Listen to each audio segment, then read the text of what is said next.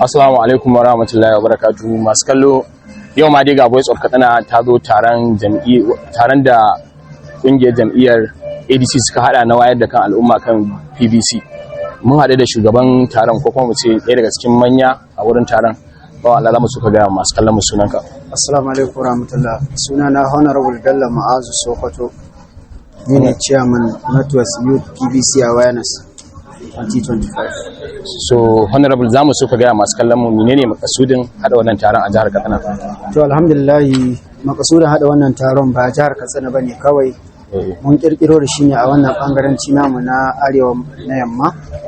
Duba da tun daga lokacin da ainihin ta ayyana abin da ya shafi harkar katin zaɓe. Bayan sun an ayyana cewa an ba da dama a fara katin zaɓe sati ɗaya sai muka ga an bar mu a baya, wanda a kudanci an wuce mu sosai game da harkar zuwa yayin katin zaɓe. Sai muka amfani da wannan damar da basirar da Allah ya muna karkashin jagorancin His Excellency Alhaji Atiku-ADC muka fito da hanyar da za a yi wayar da kan matasanmu da ke yankin arewa maso yamma. Duba da nan ne muke da matsaloli a jihohinmu na Kano, Katsina, Kaduna, Kebbi, Zamfara, Jigawa, Sokoto. So dama wayar da kan al'umma ADC ke da haƙƙin wayar da su da kansu kan PVC kan katin zaben koko. A to idan ka ce game da wayar da kan al'umma game da abin da shafi katin zaɓe ya shahidu wanda a ɗan Najeriya. A gwamnati su kansu INEC din ya kamata a ce su yi program daban-daban wanda za su wayar da al'umma cewa a ta katin zaɓe. Sannan haka gwamnati su da ke da dama ya kamata su yi amfani da wannan nan ba wai su dauki nasu waɗanda ke saman gwamnatin ɗaya ba ko su ce masoyansu ɗaya za su ɗauko al'umman nan su kai su local government wurin katin zaɓe. So idan muka duba irin postal ɗin da muka gani a wurin zama ga irin akwai shi shugaba Alhaji Atiku-Abubakar turaken Adamawa. So kana ganin cewa shugaba zai iya kawo kujerar shi da yake nema a 2027? To insha Allah ka san shi mai nema a wajen Allah baya gajiya.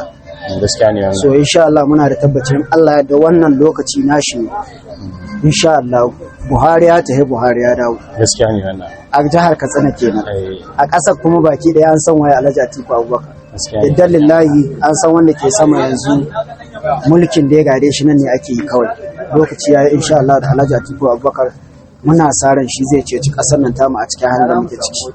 So Allah ubangiji ya ba mu sa'a. So da ƙarshe zamu so ka gaya ma irin matasa wanda suke wasa da katin zaben su kai masu dan takaitaccen dan ba su dan shawarwari kadan akan shi katin zaben. To a gurguje kamar yadda muke ta kokari a kowace jiha idan muka je muna kira ga ƴan uwan matasa da su yi hakuri su je har inda ainihin ta ayyana mutum ya je yanka katin zaben shi.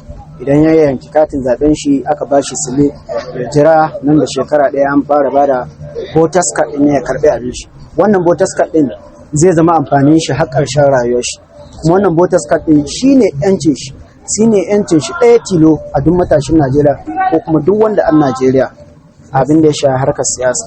Idan hawa wannan voters card ɗin mutum ya yi wasa da shi kamar ya yi wasa da rayuwar shi, domin ya ba wasu azzalumai dama su yi amfani da shi. Kai baka yi zaɓe ba kuma a yi amfani da voters ɗin cewa ka yi zaɓe.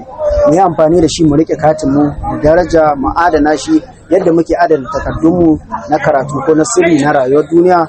Idan lokacin zaɓe ya yi mu zo mu zaɓi cancantaccen 'yan takarar da Allah ya kaddara suka fito takara domin mu samu nasara mu ceci ƙasarmu da arewa baki ɗaya a halin da take ciki. Wannan gaskiya ne Honorable. A ƙarshe za mu so kai wani fata kake ma masoyanku?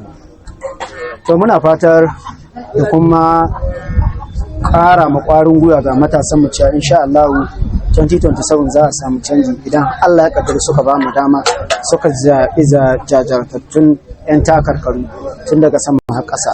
Wannan jam'iyyar ta fito ta ADC da jagororin da ke wakilcinta su ne ta shirye-shirye a kanta, a shirye suke su ga cewa sun ba matasa dama.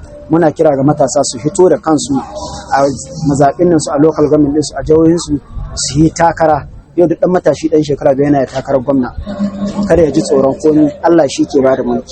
Muna fatan matasan mu za su farka daga baccin da suke akan abin da ya sha harkar siyasa. So gaskiya ne mun gode sosai da kai. Mun gode, thank you.